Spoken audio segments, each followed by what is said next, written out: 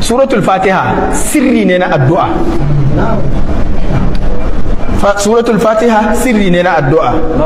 Wannan abun ne iyayenmu suka gano, kaga duk inda za a yi addu'a sai sun yi tawassuli da suratul fatiha kafin a fara ko idan an gama, saboda ita kanta suratul fatiha kar ma ka roƙi komi, ka karanta ta ita kadai a zuciyarka kana nufin roƙon wani abu Allah zai baka. Ballantana ka karanta ta ka yi tawassuli da ita ka ce ya Allah albarkacin suratul fatiha a ban abu kaza, wannan kadai ta ishe ka. Shi yasa ma ai wasu suke kiranta suratul du'a, surar addu'a.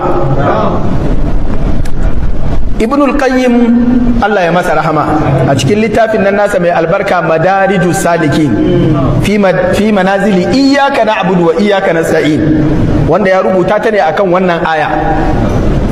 Yace li suratul fatihati fadlun azim fi istijabati du'a. Yace suratul fatiha tana da wata falala ta musamman mai girma wajen karbar addu'ar bawa, min khilali tadabburi wa tafakkuri fi dilalati wa ma'ani qawlihi ta'ala ihdinas siratal mustaqim.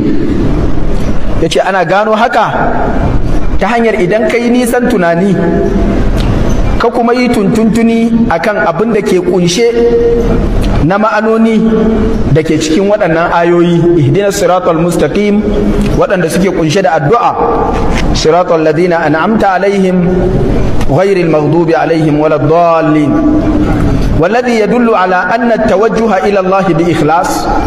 hakan kuma yana nuna cewa wato fuskantar Allah ta hanyar wato ikhlasi, kadaita shi da tsarkake shi wajen fuskanta gare shi da bauta, wa sirkin da kuma da gaskiya daga zuci a harshe kuma, wa tawassuli ilaihi wa su'alihi da kuma neman tsani zuwa gare shi da kuma roƙonsa ta'ala alhidayata lissiratul mustaqim, ka roƙe shi shiriya zuwa ga tafarki madaidaici, wa huwa dalilun ala istijabati Allah ta'ala liddu'a. Wannan dalili ne cewa Allah yana karɓar addu'a idan aka hada da Fatiha.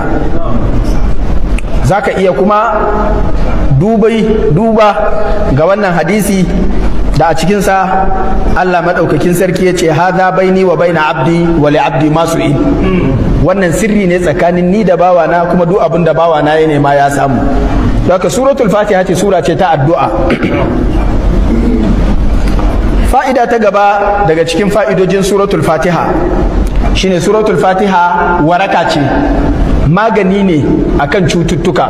Farko akan cututtukan zuciya, cutar zuciya ta yawan waswasi, cutar zuciya ta shirka, cutar zuciya ta bid'a, cutar zuciya ta son aikata sabo, cutar zuciya ta hasada da kyashi da gaba, cutar zuciya ta riya, cutar zuciya kowace iri ce. Idan kana nema Allah ya raba ka da ita, kuma ta dame ka, kana so Allah ya raba ka da wannan cuta, dan uwana zauna ka karanta suratul fatiha, ka maimaita suratul fatiha, kai ta maimaitawa har cikin zuciyarka bi sirkin wa ikhlas, wallahi sai Allah ya sa ka warke daga wannan cutar.